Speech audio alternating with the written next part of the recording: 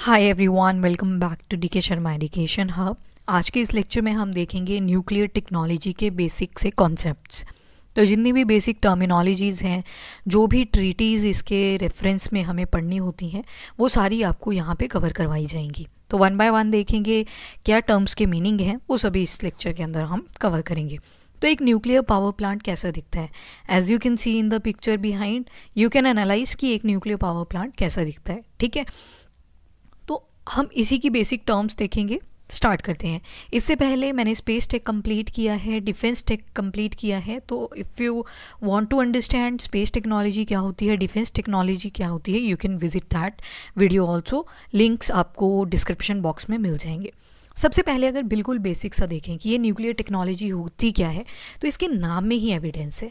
Nuclear यानी कि किसी न्यूक्लियाई की बात हो रही है। ठीक है, अभी न्यूक्लियाई क्या होता है उसको भी अंडरस्टैंड करना पड़ेगा, तभी तो समझ आएगा कि ये न्यूक्लियर टेक्नोलॉजी क्या होती है। तो सबसे पहले हम चलते हैं एक बेसिक सी टर्मिनोलॉजी पे। आप सभी ने सुना होता है एक शब्द जिसको बोलते हैं कंपाउंड। जैसे कि अगर मुझे वाटर को कंपाउंड फॉर्म में लिखना है तो मैं लिखूंगी H2O। अब यहाँ पे हाइड्रोजन और ऑक्सीजन से बनता है आपका वाटर। वाटर की रिएक्शन होती है कुछ इस तरह से, H2 + O2 give rise to 2H2O। ठीक है, ये थोड़ा सा साइंटिफिक है, हो सकता है बाकियों को टफ लगे, पर इसको थोड़ा सा अंडरस्टैंड करने की ट्राई करना, आपको काफ़ी अच्छे से समझ आएगा। अब H2 + O2 जब रिएक्ट करता है ना तो वाटर बना देता है। अब ये क्या हुआ, कंपाउंड को मैं बोल सकती हूँ कि कंपाउंड जो होता है it is a mixture of elements. यहाँ पे एलिमेंट्स क्या क्या आ जाएंगे, तो 2 एलिमेंट भी हो सकते हैं, 3 भी हो सकते हैं, 4 भी हो सकते हैं, कितने भी हो सकते हैं। तो ऊपर कितने आए, हाइड्रोजन के 2 एलिमेंट्स लगे हैं और ऑक्सीजन का 1 एलिमेंट लगा है। ठीक है, अब ये जो हाइड्रोजन है इट इज़ एन एलिमेंट। अब एक एग्जाम्पल आप और ले सकते हो। एक तरफ मेरे पास घर है, अगर मुझे घर को बनाना है तो मुझे क्या क्या चीज़ें रिक्वायर्ड होती हैं। नीचे से अगर चलें तो एक रॉ मटेरियल रिक्वायर्ड होता है। ठीक है, रॉ मटेरियल रिक्वायर्ड होता है, उस पर क्या लगता है, सैंड लगता है, मड लगता है, वो बाकी सीमेंट लगता है। फिर इसकी हेल्प से ब्रिक्स को जोड़ा जाता है। क्या जोड़ा जाता है, ब्रिक्स को जोड़ा जाता है। और ब्रिक्स को जोड़ने के बाद वॉल्स बनती हैं, और जब वॉल्स जुड़ जाती हैं तो रूम्स बनते हैं, और जब रूम्स को वेल डिफाइंड शेप्स प्रोवाइड कर दी जाती हैं तो एक घर बन के तैयार हो जाता है। उसी तरह से आपके कंपाउंड्स भी होते हैं। कंपाउंड्स को अगर ना आप अंदर अंदर देखोगे क्या क्या निकलेगा इसके अंदर से, तो इसके अंदर से आपको निकल के आएंगे एलिमेंट्स। फिर जब एक एलिमेंट जैसे कि हाइड्रोजन को मैं जब उठाऊंगी ना तो मुझे इसके अंदर और भी चीज़ें मिलेंगी जिसको बोलते हैं एटम्स, हिंदी में बोलें तो परमाणु, ये निकल के आते हैं। तो अगर एक हाइड्रोजन का एलिमेंट है, एक हाइड्रोजन का एलिमेंट है, जब इसको तोड़ा जाता है तो इसमें बहुत सारे हाइड्रोजन के एटम्स मिलते हैं। यानी कि एलिमेंट से एक छोटी यूनिट मिलती है जिसको बोलते हैं एटम। बहुत सारे एटम्स होते हैं एक हाइड्रोजन के अंदर। अब ये जो एटम्स होते हैं ना, इनको जो बोला एटम्स, तो ये एटम फर्दर 3 सब पार्टिकल्स के बने होते हैं। एक को बोलते हैं इलेक्ट्रॉन, एक होता है प्रोटॉन, एक होता है न्यूट्रॉन। आई वुड सजेस्ट इनको नोट डाउन कर लो, आपको काफ़ी अंडरस्टैंडिंग बिल्ड करेगा। तो एक होता है इलेक्ट्रॉन, दूसरा होता है प्रोटॉन, और तीसरा होता है न्यूट्रॉन। अब इलेक्ट्रॉन जो होता है ये नेगेटिवली चार्ज होता है, प्रोटॉन होता है आपका पॉजिटिवली चार्ज, न्यूट्रॉन होता है आपका न्यूट्रल। ठीक है, न्यूट्रल, ना इधर का ना उधर का, बैलेंस्ड बिल्कुल। तो इसका जो ओवरऑल चार्ज होता है वो बैलेंस हो जाता है, इसलिए इसको बोलते हैं कि ये न्यूट्रल होता है। अब जो इलेक्ट्रॉन है और प्रोटॉन है, इनकी चार्ज की वैल्यू तो सेम ही आती है, 1.6 × 10⁻⁻21 कूलम्स। कूलम जो होती है चार्ज की यूनिट होती है। ठीक है, सो ये तो सेम रहती है, पर साइन का डिफरेंस आ जाता है। इलेक्ट्रॉन को नेगेटिव से रिप्रेजेंट करना है, P for proton, P for positive, तो पॉजिटिव चार्ज है। ठीक है, सो ओवरऑल चार्ज हम इलेक्ट्रॉन के ऊपर ले लेते हैं -1, और प्रोटॉन का रहता है +1, तो लिखने की ज़रूरत नहीं होती। ठीक है, इतना सा समझ लिया। आई जस्ट होप आपको इतना क्लियर है। तो एक एटम के अंदर इलेक्ट्रॉन, प्रोटॉन और न्यूट्रॉन्स प्रेजेंट होते हैं। अब यहीं से ये स्टोरी प्रोसीड करेगी कैसे। अब देखो, जो इलेक्ट्रॉन के चार्जेस हैं, प्रोटॉन के चार्जेस हैं, वो तो हमने देख लिया कि सेम थे, पर इनका जो मास होता है वो काफ़ी ज़्यादा वेरी करता है। ठीक है, अगर मैं एक इलेक्ट्रॉन की बात करूं, एक प्रोटॉन और एक न्यूट्रॉन, तो प्रोटॉन और न्यूट्रॉन का मास अप्रॉक्स इक्वल होता है। ठीक है, they are having equal mass. पर अगर एक प्रोटॉन के मैंने कंपैरिजन में इलेक्ट्रॉन्स देखने हो तो 1750 इलेक्ट्रॉन्स चाहिए होंगे एक प्रोटॉन बनाने के लिए। यानी कि एक प्रोटॉन बनाने के लिए कितने 1057050 इलेक्ट्रॉन्स चाहिए होंगे, तब जाके एक प्रोटॉन बनेगा। तो इसका मतलब जो प्रोटॉन है आपका वो काफ़ी हैवी है एंड जो आपके इलेक्ट्रॉन्स हैं वो लाइट है। और मैंने बोला कि न्यूट्रॉन और प्रोटॉन का मास इक्विवेलेंट सा होगा, बराबर सा होगा, तो न्यूट्रॉन भी क्या रहेगा आपका, हैवी ही रहेगा, हैवी मास ही रहेगा इसका भी। ठीक है, so that is the one thing. तो एक एटम को जब आप देखते हो ना तो ऐसे शेप का होता है, स्फेरिकल शेप होती है। यू विल नोटिस इसके सेंटर में एक न्यूक्लियस होता है। अभी स्टार्टिंग में न्यूक्लियाई टर्म बोली थी ना, तो न्यूक्लियाई भी बोल सकते हो आप, न्यूक्लियस भी बोल सकते हो। प्लूरल और सिंगुलर टर्म्स का फ़र्क है थोड़ा सा, बाकी सेम ही मतलब है। अब ये जो न्यूक्लियस है ना, इसके अंदर दो चीज़ें होती हैं। वो दो चीज़ें क्या क्या हैं, एक होता है प्रोटॉन और एक होता है न्यूट्रॉन। क्या होता है, एक प्रोटॉन एक न्यूट्रॉन। तो कुछ न्यूट्रल होंगे यानी कि जिस पे कोई भी चार्ज नहीं है, कुछ जो होंगे उसके ऊपर आपको पॉजिटिव चार्ज मिलेंगे, जैसे कि इस तरह से आप ड्रॉ कर सकते हो, इस तरह से। ठीक है, सो ये रिप्रेजेंट कर रहा है एक न्यूक्लियस को। अब ये प्रोटॉन और न्यूट्रॉन एक दूसरे से बाउंडेड कैसे हैं, जुड़े हुए कैसे हैं, एक फोर्स के थ्रू कैसे ये एक साथ रह रहे हैं। तो एक फोर्स है जो कि इनको बाइंड करके रखती है, जिसको बोलते हैं न्यूक्लियर फोर्स। और इस न्यूक्लियर फोर्स को तोड़ने पे जो एनर्जी डेवलप होती है उसको बोलते हैं न्यूक्लियर एनर्जी। और जो न्यूक्लियर टेक्नोलॉजी है वो इस न्यूक्लियर एनर्जी के ऊपर ही बेस्ड है। तो सोचो, एक छोटी सी यूनिट की आपने बात करी तो उससे ये आपको एनर्जी मिल रही है। तो प्रोटॉन और न्यूट्रॉन तो देख लिए न्यूक्लियस के अंदर प्रेजेंट थे, इलेक्ट्रॉन कहाँ थे। अब देखो, जिसका वेट ज़्यादा होगा वो एक जगह पे बैठना पसंद करेगा, जिसका वेट कम होगा वो तो आगे पीछे उड़ेगा ना। इलेक्ट्रॉन रिवॉल्व करते रहते हैं अराउंड दीज न्यूक्लियस। ठीक है, न्यूक्लियस के अराउंड ये इलेक्ट्रॉन्स रिवॉल्व करते रहते हैं।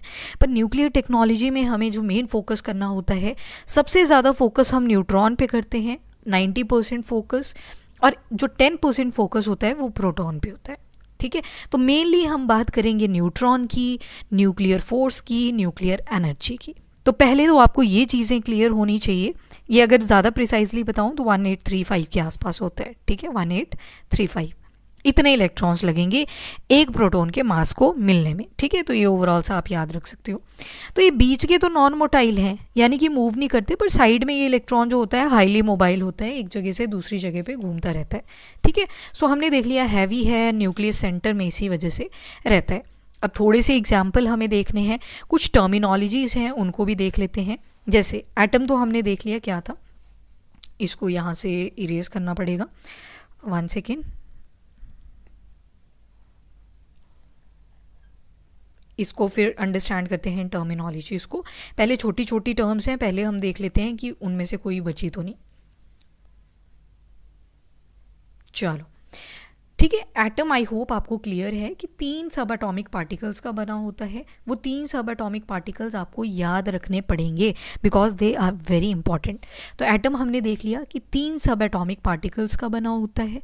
कौन कौन थे, इलेक्ट्रॉन जिसका नेगेटिव चार्ज आता है, प्रोटॉन जिसका पॉजिटिव आता है, न्यूट्रॉन जो कि न्यूट्रल रहता है। तो इलेक्ट्रॉन के बारे में हमने बात करी, प्रोटॉन देख लिया, न्यूट्रॉन भी देख लिया। न्यूक्लियर फोर्स किस किस के बीच में थी, तो प्रोटॉन और न्यूट्रॉन के बीच में, जिसकी वजह से वो न्यूक्लियस बना हुआ था। तो प्रोटॉन पॉजिटिवली चार्ज और जिसके ऊपर कोई चार्ज नहीं है वो न्यूट्रॉन। कौन सी फोर्स इनको होल्ड करके रख रही है, तो वो है न्यूक्लियर फोर्स। अब एक टर्म आती है यहाँ पे आइसोटोप। न्यूक्लियर टेक्नोलॉजी के कॉन्टेक्स्ट में ये टर्म बहुत ज़्यादा इंपॉर्टेंट हो जाती है जब भी आप ये पीरियोडिक टेबल देखते हो, दिस वन। तो यहाँ पे हमेशा एक एलिमेंट के बारे में 2 चीज़ें लिखी होती हैं। एक लिखा होता है उसका एटॉमिक नंबर, एक उसका एटॉमिक नंबर लिखा होता है, दूसरा लिखा होता है उसका एटॉमिक मास। ठीक है, नंबर रिप्रेजेंट करेगा कि उसको पीरियोडिक टेबल के अंदर हमने कहाँ पे रखा है। जैसे कि अगर हाइड्रोजन की बात करें तो इसका एटॉमिक नंबर 1 होता है। हीलियम की बात करें, हीलियम का एटॉमिक नंबर 2 होता है। वैसे यहाँ पे लिथियम दिखेगा आपको, लिथियम का एटॉमिक नंबर 3 होता है। बेरिलियम का हो जाता है 4। एटॉमिक नंबर हमेशा पैर में लिखा जाता है किसी भी जब हम एलिमेंट की बात करते हैं। ठीक है, that is the one thing. और जो एटॉमिक नंबर होता है ना, वो हमेशा क्या बताएगा कि कितने नंबर ऑफ प्रोटॉन्स प्रेजेंट हैं, how many number of protons are present. तो एटॉमिक नंबर रिप्रेजेंट यू कि कितने नंबर ऑफ प्रोटॉन्स प्रेजेंट हैं। तो यहाँ से एक चीज़ पता लगेगी आपको कि जो एलिमेंट होता है उसके जो प्रोटॉन के नंबर होते हैं वो चेंज नहीं करते। हाइड्रोजन के अंदर हमेशा एक ही प्रोटॉन रहेगा, हीलियम के अंदर हमेशा 2 प्रोटॉन रहेंगे, और आपके लिथियम के अंदर हमेशा 3 प्रोटॉन रहेंगे। वैसे ही बेरिलियम के अंदर हमेशा 4 प्रोटॉन रहेंगे। That is the one thing. Atomic mass यानी कि उसका वजन कितना है, ये दो चीज़ों के ऊपर डिपेंडेंट होता है। किस किस के? एक तो नंबर ऑफ प्रोटोन तो आएंगे ही, साथ में यहाँ पे ऐड हो जाएंगे नंबर ऑफ न्यूट्रॉन, और वो मिलके डिसाइड करते हैं कि कितना जो है एटॉमिक मास रहेगा। जैसे हाइड्रोजन की बात करें तो इसका जो एटॉमिक मास होता है वो 1 नहीं होता है। अभी बताऊंगी मैं आपको, 2-3 कॉन्सेप्ट आएंगे, फॉर नाउ इतना याद रखो। हीलियम की बात करें तो हीलियम का आपके पास एटॉमिक नंबर तो 2 होता है, पर इसका एटॉमिक मास आ जाता है 4। तो प्रोटॉन तो 2 हैं पर 4 लिख दिया ऊपर मैंने एटॉमिक मास, तो इसका मतलब है 2 प्रोटॉन 2 न्यूट्रॉन, कितना हो गया 4। लिथियम का एटॉमिक नंबर 3 है, तो इसका मतलब प्रोटॉन कितने हैं 3 हैं, और एक अगर इसका जो एटॉमिक मास आपको 6 मिल रहा है तो इसका मतलब न्यूट्रॉन कितने आगे 6 + 6 सॉरी 3 + 3 कितने आगे 6। ठीक है, तो एटॉमिक नंबर कैसे आता है, कितने प्रोटॉन उस एलिमेंट के अंदर प्रेजेंट है, तो वो कभी चेंज नहीं करते। जबकि एटॉमिक मास रिप्रेजेंट करता है P + N, यानी कि प्रोटॉन और न्यूट्रॉन जो न्यूक्लियस में प्रेजेंट हैं चीज़ें, वो चीज़। अभी यहाँ पे एक टर्म देखी हमने, दैट इज़ आइसोटोप। आइसोटोप का क्या मतलब होता है कि जो एटॉमिक नंबर है किसी भी एलिमेंट का, जो एटॉमिक नंबर है वो तो सेम रहेगा, पर जो एटॉमिक मास होता है वो चेंज कर जाता है, इट चेंजेस। तो एटॉमिक मास क्या करता है, चेंज कर जाता है, पर एटॉमिक नंबर सेम रहता है। जैसे हाइड्रोजन की ही बात करेंगे, अभी देखा हमने हाइड्रोजन का एटॉमिक नंबर कितना था 1। 1 क्या रिप्रेजेंट कर रहा है कि इसके अंदर कितने प्रोटॉन हैं, एक प्रोटॉन। पर ये तो एलिमेंटल स्टेज पे बात हुई, एलिमेंट। फिर हमने देखा था एलिमेंट को तोड़ा जा सकता है एटम्स में, तो हाइड्रोजन के भी हमने जब बहुत सारे एटम्स निकाले इस तरह से, तो मैंने क्या किया, एक दिन एक एटम यहाँ से बाहर निकाला। जब इस एटम को मैंने बाहर निकाला तो मैंने फाउंड किया कि ये पॉजिटिवली चार्ज है, यानी कि इसके अंदर सिर्फ एक प्रोटॉन है। ठीक है, सिर्फ एक प्रोटॉन है इसके अंदर, अभी कितना, एक प्रोटॉन। एक और एटम बाहर निकाला और उसमें जब देखा ना तो उसमें एक पॉजिटिव चार्ज तो था, पर साथ में एक न्यूट्रल पार्टिकल भी था जिसके ऊपर ना पॉजिटिव था ना नेगेटिव चार्ज था। यानी कि अब मेरे पास क्या आ चुका है, एक प्रोटॉन एक न्यूट्रॉन। एक और एटम बाहर निकाला, जब एक और एटम बाहर निकाला तो मैंने उसमें देखा कि इसमें ना एक प्रोटॉन है, प्रोटॉन तो सेम ही है पर न्यूट्रॉन 2 आ गए, तो मतलब एक प्रोटॉन है और 2 न्यूट्रॉन आ गए। तो अब देख सकते हो आप कि ये जो पहले वाला है इसको कैसे लिखना पड़ेगा, नंबर ऑफ प्रोटॉन क्या रिप्रेजेंट करेगा, एटॉमिक नंबर। देखो कोई भी एलिमेंट होता है ना, कोई भी एलिमेंट होता है उसके पैर में एटॉमिक नंबर आएगा, एटॉमिक मास ऊपर आएगा। ठीक है, तो ये तो 1 नहीं रहेगा। और मास क्या रिप्रेजेंट करता है, न्यूट्रॉन भी ऐड करने पड़ेंगे। एटॉमिक नंबर क्या बताता है, प्रोटॉन ही होंगे सिर्फ, तो 1 है। एटॉमिक मास कितना आ जाएगा, 1 + 0 तो 1 ही रहेगा। इसको मैंने बोल दिया प्रोटियम, इसको क्या बोल दिया, प्रोटियम। वैसे ही यहाँ पे आप देखोगे अगर दूसरा एटम, यहाँ पे एक प्रोटॉन भी था और साथ में एक न्यूट्रॉन भी था, तो 1 + 1 2 आ रहे हैं। तो यानी कि मेरे पास अब हाइड्रोजन का एटॉमिक नंबर तो एक ही है क्योंकि वो तो प्रोटॉन बताएगा, पर ऊपर कितना आ जाएगा 2। तो इसको मैंने नाम दे दिया ड्यूटीरियम। क्या बोल दिया इसको, ड्यूटीरियम। तीसरा केस बना जब प्रोटॉन तो अभी भी एक है, यानी कि जो एटॉमिक नंबर रहेगा वो अभी भी एक है, पर अगर न्यूट्रॉन देखो तो आप इसमें 2 और न्यूट्रॉन आ चुके हैं, तो 1 + 1 + 1 = 3, यानी कि इसका एटॉमिक मास ऊपर चेंज हो चुका है और ये बन चुका है ट्रीटियम। क्या बन चुका है, ट्रीटियम। तो क्या क्या आगे, protium, deuterium, tritium. Very important, इसी के ऊपर आपकी चलती है न्यूक्लियर टेक्नोलॉजी। ठीक है, क्या क्या देखा, एक हाइड्रोजन के एटम निकाले तो 3 डिफरेंट केस बने। एक एटम के अंदर सिर्फ एक प्रोटॉन था, एक एटम के अंदर एक प्रोटॉन था प्लस एक न्यूट्रॉन था। तीसरे केस में बना एक प्रोटॉन था और 2 न्यूट्रॉन थे। तो यहाँ से निकली टर्म कि एक प्रोटॉन है तो नीचे हम क्या लिखते हैं किसी भी एलिमेंट के, एटॉमिक नंबर। एटॉमिक नंबर कितना होता है, प्रोटॉन के बराबर। ऊपर लिखते हैं एटॉमिक मास यानी कि उसका वजन, तो उसमें प्रोटॉन और न्यूट्रॉन दोनों चीज़ें आती हैं, प्रोटॉन और न्यूट्रॉन। तो यहाँ पे मेरे पास हाइड्रोजन का एटॉमिक नंबर 1 आ गया और एटॉमिक मास भी 1 आ गया, इसको मैंने बोल दिया प्रोटियम। ये नोट डाउन करते चलो, बहुत इंपॉर्टेंट है। और दूसरे केस में क्या आया, हाइड्रोजन, प्रोटॉन एक ही है तो एक ही लिखेंगे ऊपर, अगले केस में भी प्रोटॉन एक ही है तो नीचे एक ही लिखेंगे, वो एटॉमिक नंबर। ऊपर क्या आ गया, 1 + 1 = 2, यहाँ पे क्या आ गया 1 + 2 = 3, तो 2 वाली कंडीशन को बोल देंगे D फॉर 2, ड्यूटीरियम, और इस केस को बोल देंगे ट्रीटियम। ठीक है। तो ये होते हैं हाइड्रोजन के आइसोटोप। आइसोटोप अभी बताया मैंने आपको, आइसोटोप क्या रिप्रेजेंट करता है? आइसोटोप विल रिप्रेजेंट कि जो एटॉमिक नंबर है वो तो सेम रहेगा, पर जो एटॉमिक मास होता है वो वेरी करता है। ठीक है, तो बहुत इंपॉर्टेंट थी ये चीज़ें, इनको ध्यान रखना, इट विल हेल्प यू। आगे एक टर्म आती है चेन रिएक्शन। अब ये चेन रिएक्शन क्या होती है उसको समझते हैं इस न्यूक्लियर फ्यूजन रिएक्शन के साथ। अब दो शब्द होते हैं आपके पास, एक होती है न्यूक्लियर फ्यूजन, फ्यूज़ यानी कि दो चीज़ें आपस में चिपक रही हैं, एक होता है फ्यूज़न यानी कि एक बड़ी सी चीज़ टूट के छोटी छोटी चीज़ें बना रही हैं। तो न्यूक्लियर फ्यूज़न कब होगी? जब आपके पास कुछ चीज़ें आपस में जुड़ेंगी और वो एक बड़ा सा ऑब्जेक्ट बना देंगी। ठीक है, छोटी छोटी या फिर बड़ी या छोटी चीज़ आपस में जुड़ी और एक बहुत बड़ी चीज़ बना देगी। तो यहाँ पे बेसिकली हो क्या रहा है? फ्यूज़न, कोई चीज़ फ्यूज़ कर रही है, चिपक रही है। न्यूक्लियर फ्यूजन में उल्टा हो जाएगा केस, बड़ी सी चीज़ है वो क्या कर रही है? ब्लास्ट होके छोटी छोटी चीज़ों में कन्वर्ट कर रही है, that is the nuclear fusion. यहाँ पे चीज़ें टूट रही हैं, फ्यूजन का मतलब होता है ब्रेक डाउन, तो यहाँ पे चीज़ें टूट रही हैं। फ्यूज़ मतलब जुड़ रही हैं, फ्यूजन मतलब टूट रही हैं। ये दो टर्म्स याद रखना। अब देखो न्यूक्लियर फ्यूजन रिएक्शन इन सन, अब जो ना अर्थ के ऊपर हम स्टडी कर रहे हैं वो न्यूक्लियर फ्यूजन के बारे में स्टडी कर रहे हैं, क्योंकि इसकी टेक्नोलॉजी हमें काफ़ी हद तक समझ आ चुकी है, अंडरस्टैंडेबल है। पर if compare to the nuclear fusion, ये आपको सन वगैरह जो भी आपकी सेलेस्टियल बॉडीज़ हैं जिनके पास अपनी लाइट और हीट होती है, स्टार्स आ जाते हैं, उनके अंदर देखने को मिलती है आपको न्यूक्लियर फ्यूजन। तो ये आपको धरती पे नहीं, आप इसको धरती पे परफॉर्म नहीं कर रहे, आप धरती पे परफॉर्म कर रहे हो न्यूक्लियर फ्यूजन। तो जब आप न्यूक्लियर टेक्नोलॉजी पढ़ते हो तो आप कौन सी टेक्नोलॉजी पढ़ रहे हो अल्टीमेटली, कि न्यूक्लियर फ्यूजन कैसे हो रही है, तो इसके बारे में आप स्टडी करते हो। ठीक है, सो अब देखेंगे न्यूक्लियर फ्यूजन कैसे होती है रिएक्शन, ये रिएक्शन कैसे होती है सन के अंदर। यानी कि अब सूर्य देवता की बात होगी, सन के अंदर इतनी इंटेंसिव लाइट है, इतनी इंटेंसिव हीट है, वो कैसे है? क्योंकि वहाँ पे कॉन्टीन्यूसली न्यूक्लियर फ्यूजन हो रही है, यानी कि दो चीज़ें, तीन चीज़ें, चार चीज़ें आपस में जुड़ रही हैं और एक बड़ी सी चीज़ बना रही हैं। ठीक है, कैसे बनती हैं? Let us try to understand that. तो ये न्यूक्लियर फ्यूजन, अभी आपने देखा हाइड्रोजन की तीन फॉर्म्स, कौन कौन सी? Protium, deuterium, tritium. तो सन के पास ये ड्यूटीरियम भी है और ये ट्रीटियम भी है। ड्यूटीरियम ट्रीटियम है क्या? हाइड्रोजन की फॉर्म।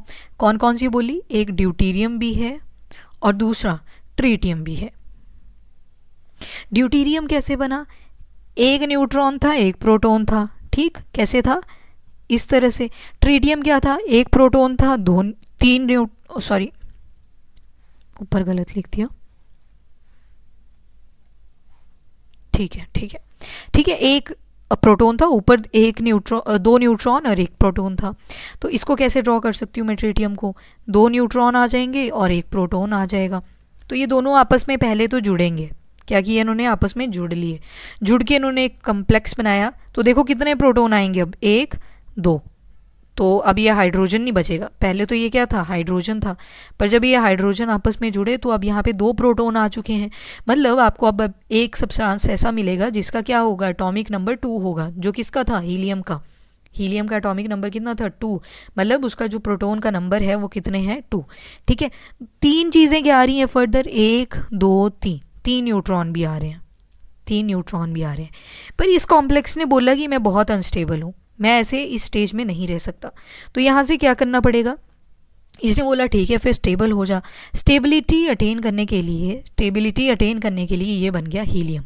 हीलियम के पास होते हैं 2 प्रोटॉन और 2 प्रोटॉन के साथ 2 न्यूट्रॉन, तो ऊपर आ जाएगा एटॉमिक मास 4। पर एक चीज़ यहाँ से और निकलेगी, दैट इज़ हीट, एनर्जी। ठीक है, जो हम फेस करते हैं सन से। और एक खास चीज़ निकली जिसको बोलते हैं न्यूट्रॉन, क्योंकि हीलियम ने तो बोला मैं 2 ही न्यूट्रॉन ले सकता हूँ एक्स्ट्रा, तो यहाँ पे तो 3 थे, एक एक्स्ट्रा भी बचना था ना, तो वो बाहर निकल जाएगा। तो ये बाहर निकल गया। तो ये रिएक्शन आपको कहाँ पे मिलती है देखने को?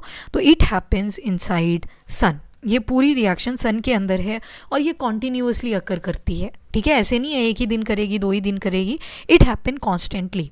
तो अभी न्यूक्लियर फ्यूज़न के ऊपर हमारे पास इतनी टेक्नोलॉजी डेवलप नहीं है, इसके ऊपर अभी स्टडीज़ चल रही है। So we don't focus much on the nuclear fusion. जो हमारा मेन मुद्दा है that is about the nuclear fusion. अब न्यूक्लियर फिजन के लिए हम जाते हैं दोबारा से उस पीरियोडिक टेबल के ऊपर। तो यहाँ पे एक लेंथेनाइड सीरीज होती है, एक एक्टेनाइड होती है। यहाँ पे आपको एक एलिमेंट मिलेगा, दिस वन, इसको बोलते हैं यूरेनियम। क्या बोलते हैं इसको? ये होता है आपका यूरेनियम। इसके अलावा एक और देखेंगे आप यहाँ पे तो आपको मिलेगा thorium, this is thorium. Thorium के रिजर्व इंडिया के अंदर मिले हुए हैं। सो इसके ऊपर अभी स्टडीज़ चल रही है कि कैसे हम इसको बेटर यूज़ कर सकते हैं। बट जो अभी प्राइमली यूज़ किया जा रहा है वो कौन सा है? That is uranium. इसके अलावा एक और यूज़ होता है जिसका नाम है प्लूटोनियम। प्लूटोनियम, इसको भी यूज़ करने की ट्राई करी जा रही है। तो सबसे ज़्यादा जो एडवांसली यूज़ करा जा रहा है वो है यूरेनियम। अब यूरेनियम का यहाँ पे एटॉमिक नंबर याद कर लो अभी, दैट इज़ 92। कितना होता है atomic number of uranium? That is 92। जिस टेक्नोलॉजी के ऊपर हम काम कर रहे हैं दैट इज़ न्यूक्लियर फ्यूज़न। तो अब आपको देखना पड़ेगा ये न्यूक्लियर फ्यूज़न होती क्या है। फ्यूज़न का क्या मतलब है? It means break down. कोई बड़ी सी चीज़ है वो छोटे चीज़ों में टूट रही है, छोटी भी हो सकती है, बड़ी भी हो सकती है, पर अल्टीमेटली यहाँ पे ब्रेक डाउन होगी। तो मैंने कौन सा आपको एलिमेंट बोला याद करने को? यूरेनियम। यूरेनियम का एटॉमिक नंबर है 92। अप्रॉक्स डबल सा होता है इनका एटॉमिक मास, पर आगे आगे जैसे जैसे एटॉमिक नंबर इंक्रीज़ करते हैं वो चेंज कर जाती हैं वैल्यू। तो आपको यूरेनियम की जो यूजेबल फॉर्म है वो याद करनी पड़ेगी, वो है 235, यानी कि एटॉमिक मास 235। और ओवरऑल इसके अंदर प्रोटॉन बताऊँ ना अगर आपको, तो प्रोटॉन तो कितने हो गए? 92, तभी तो एटॉमिक नंबर 92 है। और जो इसके अंदर न्यूट्रॉन है 235 में से 92 माइनस कर लो, क्योंकि प्रोटॉन प्लस न्यूट्रॉन क्या देता है हमें? That is atomic mass. तो अगर एटॉमिक मास मेरे पास है यहाँ पे 235, तो 235 में से प्रोटॉन का नंबर माइनस कर लो, आपके पास न्यूट्रॉन आ जाएंगे और वो कितने होंगे? 143 के अराउंड। ठीक है, 143। अब क्या हुआ, ये जो यूरेनियम है ये कैसे होता है, इसका अपीयरेंस कैसे होगा? 92 कुछ ऐसे पॉजिटिव चार्ज होंगे ना, इस तरह से, इस तरह से, फिर न्यूट्रॉन भी हैं, मतलब 92 और आपको 235 टोटल बनाने पड़ेंगे। तो मैं पूरा नहीं बनाऊंगी, जस्ट शॉर्टकट में ऐसे बना दिए। एक दिन क्या हुआ, एक साइंटिस्ट जी ने क्या किया, इस पे एक न्यूट्रॉन मार के देखा कि मान लो इसका भी एटॉमिक मास 235 है, पर जब इसमें एक न्यूट्रॉन ऐड करा है, एक स्लो मूविंग न्यूट्रॉन इसमें ऐड करा, स्लो मूविंग न्यूट्रॉन इसके अंदर ऐड किया, तो अब यूरेनियम का स्ट्रक्चर कुछ इस तरह से हो जाएगा। 92 ही रहेगा एटॉमिक नंबर, पर एटॉमिक मास कितना आ जाएगा? 236। यूरेनियम ने बोला बहुत बड़ी गलती कर दी भाई, मैं फट जाऊंगा, मैं एक्स्ट्रा न्यूट्रॉन होल्ड नहीं कर सकता। पर अब न्यूट्रॉन तो ऐड करवा दिया था और वही हुआ, ये सच में फट गया। और जब फटा तो इससे बड़ी सारी प्रोडक्ट्स निकल के आई। वो क्या क्या प्रोडक्ट्स थी वो आपको थोड़ी सी ध्यान में रखनी पड़ेगी। एक निकल के आया बेरियम। बेरियम का एटॉमिक नंबर होता है 56 और एटॉमिक मास होता है 144। तो प्रोटॉन तो आगे 56, न्यूट्रॉन निकालने के लिए 144 माइनस 56 करके निकालो। ठीक है, साथ में निकला एक और चीज़, दैट इज़ क्रिप्टॉन। क्या निकला? क्रिप्टॉन।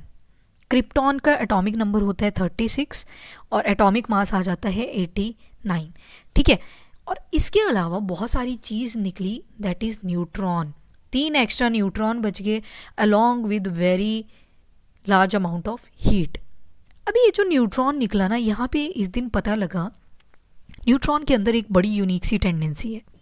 और वो टेंडेंसी क्या है जिसकी वजह से ये हमें एक clean source of energy provide करता है? वो है चेन रिएक्शन। तो एक न्यूट्रॉन के अंदर टेंडेंसी होती है कि वो फर्दर 3 और न्यूट्रॉन बना सकता है। एक न्यूट्रॉन के अंदर टेंडेंसी होती है वो फर्दर 3 न्यूट्रॉन बना सकता है।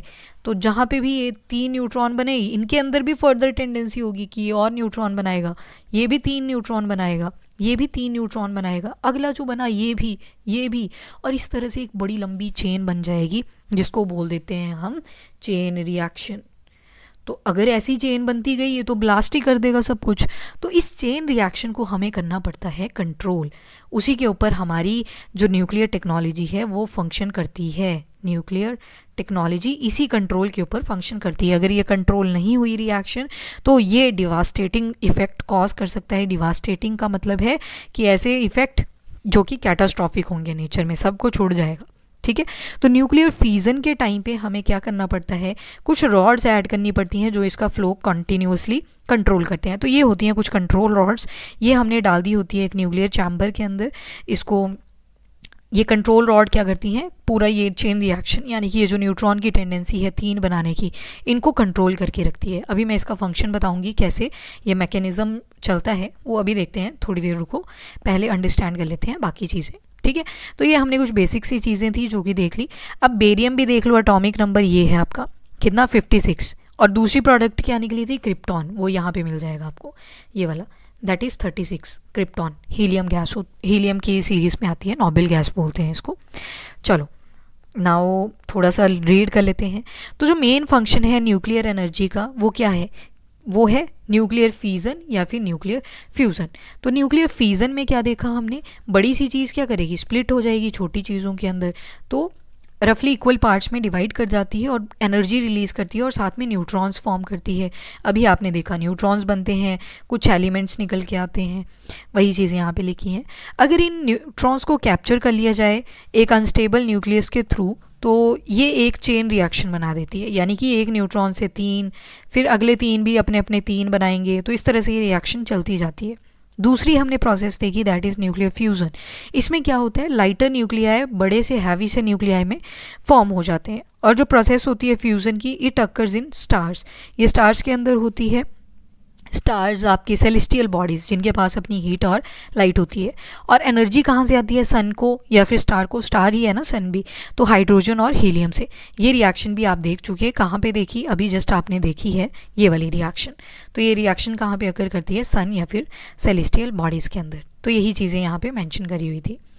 नाउ न्यूक्लियर फ्यूज़न जो होती है हैवी एलिमेंट्स की, इसको डिस्कवर किया था एक जर्मन साइंटिस्ट हुआ करते थे 2, जिनका नाम था ऑटो हैन और फ्रिट्स स्ट्रेसमैन। तो इन दोनों ने डिस्कवर किया था nuclear fusion of heavy elements को। फिर उसके बाद एक्सप्लेन किया इनको बाद में किसने, लीसे मैटिनर एंड ओटो रॉबर्ट फ्रीश ने।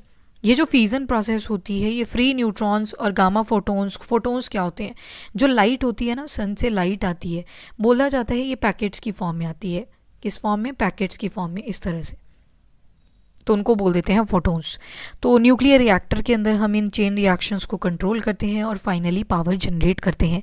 अगर अनकंट्रोल हो जाए तो ये एटॉमिक बॉम्ब के फॉर्म में कन्वर्ट हो जाता है और बहुत ज़्यादा एक्सप्लोजन हो सकता है और उससे डिवास्टेटिंग इफेक्ट आपको देखने को मिल सकते हैं। तो यूरेनियम जिसका एटॉमिक नंबर कितना था 92, कौन सी फॉर्म यूज़ करी थी 235, इसके अंदर क्या डाला, न्यूट्रॉन, और जब न्यूट्रॉन डाला तो ये क्या हुआ, ये बन गया था यूरेनियम 92 236, और ये ब्लास्ट हो गया था और क्या क्या बन गया, बेरियम, क्रिप्टॉन, और साथ में क्या निकले थे, न्यूट्रॉन, और साथ में बहुत ज़्यादा हीट। तो यूरेनियम सबसे ज़्यादा फिसाइल मटेरियल है, यानी कि न्यूक्लियर फ्यूज़न के अंदर हम इसी को यूज़ करते हैं, चाहे न्यूक्लियर रिएक्टर बनाने के लिए। जब न्यूक्लियर रिएक्टर की बात होगी तो इलेक्ट्रिसिटी के कॉन्टेक्स्ट में आप याद रख सकते हो अभी के लिए, दूसरा न्यूक्लियर वेपन्स बनाने के लिए। यूरेनियम के बहुत सारे आइसोटोप्स आते हैं, जैसे कि यूरेनियम 238, यूरेनियम 92 238 के अलावा एक और आता है दैट इज़ यूरेनियम 235 जो अभी हमने यूज़ करा। तो सबसे ज़्यादा जो प्रेजेंट है वो कौन सा है, यूरेनियम 99.27% प्रेजेंट है। पर दिक्कत क्या आती है, इससे हमें उतनी ज़्यादा आउटपुट नहीं मिलती जितनी यूरेनियम 235 से मिलती है, पर उसकी क्वांटिटी ही बहुत कम है, तभी तो हम इसके ऊपर ज़्यादा स्विच नहीं कर पा रहे क्योंकि इंडिया के अंदर इसके रिजर्व्स नहीं है। पर वहीं पे यूएसए में देखोगे तो उनकी 1.5 साल की जो इलेक्ट्रिसिटी है वो एक ही न्यूक्लियर पावर प्लांट से चल पड़ती है 1.5 साल के लिए। So because they are having uranium reserves, ऊपर से इकोनॉमिकल कंडीशन भी आ जाती है, तो उस वजह से वो तो कर लेते हैं, पर इंडिया के अंदर थोड़ी सी दिक्कत हमें फेस करनी पड़ती है। तो that is about the uranium. उसके अलावा यूरेनियम 235 जो होता है, इसका क्यों यूज़ करते हैं, क्योंकि जो न्यूट्रॉन्स होते हैं जो कि यहाँ पे बन रहे हैं वो क्या करते हैं, इसको बॉम्बार्ड करते हैं। तो अभी देखा ना हमने, ये देखो न्यूट्रॉन जब डाला था तो यही लिखा था स्लो मूविंग न्यूक्लियर जो है वो इसको, न्यूट्रॉन जो है वो इसको बॉम्बार्ड करवा सकते हैं, यानी कि फाड़ सकते हैं। Fast neutron will not be captured, और अगर फास्ट न्यूट्रॉन होगा तो उसको कैप्चर नहीं किया जाएगा, और कैप्चर नहीं हुआ तो वो रिएक्शन स्लो नहीं होगी, और पॉसिबिलिटी है कि वो क्या होगा, फट सकता है, सो ब्लास्ट हो सकता है पूरे न्यूक्लियर रिएक्टर के अंदर। ठीक है, तो किससे किया, स्लो मूविंग न्यूट्रॉन से किया। ठीक है, वही बात यूरेनियम के अंदर डाला, यूरेनियम 92 235, इसके अंदर हमने स्लो मूविंग न्यूट्रॉन डाल दिया। अब इसमें एक टर्म आती है that is the critical chain reaction. इसके लिए हमें अंडरस्टैंड करने पड़ेगा यूरेनियम एनरिचमेंट। यूरेनियम एनरिचमेंट में हम क्या करते हैं, सेंट्रीफ्यूगल सेपरेटर लेते हैं कुछ इस तरह से, ये जो सेंट्रीफ्यूगल मशीन होती है ना, ये बहुत स्पीड पे घूमती है। पर सेकंड में ना ये 2130 के आसपास रेवोल्यूशन कंप्लीट करती है, बहुत स्पीड से रोटेट करती है। जब बहुत स्पीड से रोटेट करती है तो यहाँ पे दो पॉसिबिलिटीज़ होती हैं। तो वो क्या क्या पॉसिबिलिटीज़ होती हैं कि हम यूरेनियम की करेंगे एनरिचमेंट जब करेंगे तो एक तो पॉसिबिलिटी होती है 15 to 30% की, और दूसरी जो होती है वो 90% की होती है। जब 90% तक पहुंच जाते हैं ना, तो इससे फिर न्यूक्लियर वेपन ही बन जाता है। इससे बन जाता है न्यूक्लियर वेपन। क्या बनता है इससे? Nuclear weapon. पर जब इसकी एनरिचमेंट हम 15 to 30% करते हैं तो इसको हम यूज़ करते हैं अपने न्यूक्लियर रिएक्टर्स के अंदर, जिससे हम फिर इलेक्ट्रिसिटी बना सकते हैं। क्लीन सोर्स ऑफ इलेक्ट्रिसिटी हमें यहाँ से मिल सकती है, और साथ में इनको ब्रीडर रिएक्टर भी बोल सकते हैं। तो यूरेनियम फ्यूल की जो एनरिचमेंट है वो दो तरीक़ों से होती है, या तो 90% पे या फिर 15 to 30%। 15 से 30% तो पॉजिटिव यूज़ है, पर न्यूक्लियर वेपन जब बनेगा तो obviously it's a negative use. ठीक है, तो लाइट वाटर रिएक्टर्स के लिए 2.5 to 3.5% यूरेनियम चाहिए होता है, और प्लूटोनियम 239 को भी यूज़ कर सकते हैं, थोरियम 232 को भी यूज़ कर सकते हैं। थोरियम का एटॉमिक नंबर था 90, प्लूटोनियम ऐसे थे ना, ये एक थोरियम था, फिर बीच में और एलिमेंट था, यूरेनियम था, बीच में और एलिमेंट था, और फिर प्लूटोनियम था। थोरियम का आ जाता है 90, यूरेनियम का है 92, प्लूटोनियम का आ जाता है 94। तो इनको भी यूज़ किया जाता है इन द न्यूक्लियर फ्यूजन, पर अभी इस पर रिसर्च चल रही है। ठीक है, ये तो बिल्कुल बेसिक सी चीज़ें हैं जो आपको पता होनी चाहिए। इसके बाद न्यूक्लियर रिएक्टर के अंदर लगता है कूलेंट, यानी कि जो हीट प्रोड्यूस हो रही है इतनी ज़्यादा, उसको कूल डाउन भी तो करना है ना, तो उसके लिए हम वाटर यूज़ कर लेते हैं या फिर मोल्टन सॉल्ट्स यूज़ कर लेते हैं। और ये क्या करते हैं, जितनी भी हीट जनरेट होती है इन न्यूक्लियर पावर प्लांट्स के अंदर, उसको एब्जॉर्ब कर लेता है। ठीक है, तो स्टीम में कन्वर्ट हो जाती है वो हीट, क्योंकि अब वाटर डाला है तो जब हीट प्रोड्यूस होगी वो वाटर का क्या बनेगा, स्टीम ही बनेगी ना, इवेपोरेशन ही होएगी, तो स्टीम की फॉर्म में निकलती है। और इसी स्टीम की वजह से ये जो न्यूक्लियर टेक्नोलॉजी है ये हमें clean source of energy provide करती है, क्योंकि यहाँ पे कोई धुआं नहीं निकल रहा है, यहाँ पे वाटर की स्टीम निकल रही है, विच इज़ एनवायरमेंट फ्रेंडली। ठीक है, तो ये कुछ स्ट्रक्चर देखने को मिलता है आपको न्यूक्लियर टेक्नोलॉजी का। तो इसमें एक तो देखो फ्यूल एलिमेंट लगा होता है, ये जो ऑरेंज और रेड कलर की चीज़ें दिख रही है ना, ये यूरेनियम लगा है। ठीक है, यूरेनियम की पाइप्स हैं, इसमें वो बॉम्बार्डमेंट होगी, स्लो मूविंग न्यूट्रॉन स्टक करेंगे और ये टूटता जाएगा और फर्दर न्यूट्रॉन्स प्रोड्यूस करता जाएगा long with the barium and साथ में क्रिप्टॉन। पर ये न्यूट्रॉन की हमने क्या करनी थी, कंट्रोलिंग भी तो करनी थी ना। अब मुझे ये बताओ, मैंने क्या किया, एक डब्बा ले लिया, इसमें मैंने मछलियाँ डाल दी। पहले मछलियाँ आराम से मूव कर रही थी, ठीक है, इस तरह से, बड़ा सा टैंक है अज्यूम करो। पर अब मैंने एक और लिया, उसके अंदर क्या किया, यही मछलियाँ डालूंगी, पर मैंने ना इसमें बैरियर से लगा दिए इस तरह से। तो अब ये मछलियाँ इस बैरियर को क्रॉस नहीं कर सकती। इस मछली को अगर बैरियर क्रॉस करना है तो उसको नीचे से होके ऊपर ऐसे जाना पड़ेगा, इस तरह से जाना पड़ेगा। ठीक है, तो इससे क्या हुआ, मैंने इनका रास्ता रोक दिया। तो वैसा ही सेम प्रिंसिपल एप्लीकेबल है इन कंट्रोल रॉड्स के ऊपर। जब ये कंट्रोल रॉड नीचे जाती है ना, तो न्यूट्रॉन जो होते हैं वो बहुत ज़्यादा स्लो हो जाते हैं। जब हमें ज़्यादा इलेक्ट्रिसिटी की डिमांड आएगी तो इनको ऊपर उठा दिया जाएगा, ऊपर उठाएंगे तो अब न्यूट्रॉन फटाफट से आगे चेन रिएक्शन बनाएंगे। पर जब नीचे कर दी जाएंगी कंट्रोल रॉड, जब नीचे कर देंगे इनको, जब डाउन होंगी तो न्यूट्रॉन की स्पीड क्या करेगी, डिक्रीज़ कर जाएगी, रास्ता ही इंक्रीज़ कर दिया ना हमने। पर जब ऊपर होंगी तो इससे क्या होगा, न्यूट्रॉन की स्पीड अब खाली है, जैसे मछलियाँ पहले बिना बैरिकेड के घूम रही थी तो खुली घूम रही थी, तो उसी तरह से न्यूट्रॉन भी फटाफट से यहाँ पे मूव करते हैं। और नीचे यहाँ पे मॉडरेटर लगा होता है। ये मॉडरेटर क्या करता है, जो एक्स्ट्रा न्यूट्रॉन्स बन रहे होते हैं उनको एब्जॉर्ब कर लेता है। तो यहाँ पे मॉडरेटर की फॉर्म में हम ग्रेफाइट यूज़ कर लेते हैं, वाटर भी यूज़ कर लेते हैं। तो यू कैन एनालाइज, जो यहाँ पे मॉडरेटर यूज़ करेंगे, चाहे वाटर यूज़ कर लो, तो वाटर जब यूज़ करेंगे तो वो रेडियो एक्टिव इन नेचर होता है। क्यों होता है रेडियो एक्टिव, बिकॉज उसके अंदर क्या है, न्यूट्रॉन्स प्रेजेंट है। ठीक है, सो इट्स नॉट सेफ कि उसको डायरेक्टली बाहर निकाल दिया जाए। उसके treatment, primary secondary tertiary treatment आप सुनते हो, वाटर ट्रीटमेंट, वो करने पड़ते हैं, तब जाके वो पानी बाहर फेंका जाता है। ठीक है, उसके बाद प्रेशराइज़र लगा है और ये स्टीम देखो बाहर निकल रही है, तो क्लीन सोर्स बन जाता है इसी वजह से। ठीक है, और एक शील्ड लगाई होती है प्रॉपर बाहर से, ताकि बाहर इसकी भी हार्मफुल रेडिएशन ना निकले। और सेम प्रिंसिपल पे फंक्शन करता है जैसे आपका डैम होता है, डैम बनाया जाता है ना, और पीछे पानी स्टोर होता है और फिर थोड़ा थोड़ा यहाँ पे नीचे को फेंका जाता है फ्रॉम हाई टू लो। और जब ये नीचे की तरफ आता है तो यहाँ पे एक टरबाइन लगी होती है, टरबाइन घूमती है, टरबाइन जब घूमती है तो जनरेटर में इलेक्ट्रिसिटी स्टोर होती है, आगे ग्रिड्स लगी होती हैं और ग्रिड्स के थ्रू सभी को इलेक्ट्रिसिटी की सप्लाई कर दी जाती है। तो वो प्रिंसिपल सेम ही रहता है न्यूक्लियर रिएक्टर्स के केस में भी। ठीक है, इसके बाद आता है न्यूट्रॉन मॉडरेटर। अब ये क्या करता है, जो स्पीड होगी न्यूट्रॉन्स की उनको क्या करेगा, रिड्यूस कर देगा, एक थर्मल न्यूट्रॉन में उनको कन्वर्ट कर देगा, जो कि न्यूक्लियर चेन रिएक्शन जो हम कंट्रोल करनी थी उसको अल्टीमेटली कंट्रोल करेगा। जो कॉमनली यूज्ड मॉडरेटर्स होते हैं हमारे पास, वो एक तो होता है वाटर। 74.8% न्यूक्लियर पावर प्लांट जो कि हमारे वर्ल्ड में है, उनमें अगर आप देखोगे तो 74.8% में हम मॉडरेटर किसको यूज़ करते हैं, तो वाटर को ही यूज़ करते हैं। सॉलिड ग्रेफाइट भी यूज़ कर सकते हैं। ग्रेफाइट आपको पता होगा कार्बन का ही एलोट्रोप है, ठीक है, और जैसे डायमंड है, ग्रेफाइट है, वो सारे किसके एलोट्रोप्स आ जाते हैं, कार्बन के। तो सॉलिड ग्रेफाइट यूज़ कर सकते हैं। 20% पावर प्लांट्स में आप देखोगे ग्रेफाइट यूज़ होगा। हैवी वाटर का फॉर्मूला याद रखना D2O। जो हम वाटर पीते हैं उसका होता है H2O, प्रोटियम वाला हाइड्रोजन, पर ड्यूटीरियम यानी कि इसके पास एक प्रोटॉन है एक न्यूट्रॉन है, उसको बोल देते हैं हैवी वाटर, ड्यूटीरियम, ठीक है। अब जो कंट्रोल रॉड्स लगी थी उनका क्या काम था, उनमें ये जो रॉड्स थी ना, ये किस चीज़ की बनी हुई थी, ये बनी थी बोरोन की। किसकी बनी थी, बोरोन की। और अगर अपने पीरियोडिक टेबल में देखोगे आप तो इसका एटॉमिक नंबर आता है 5।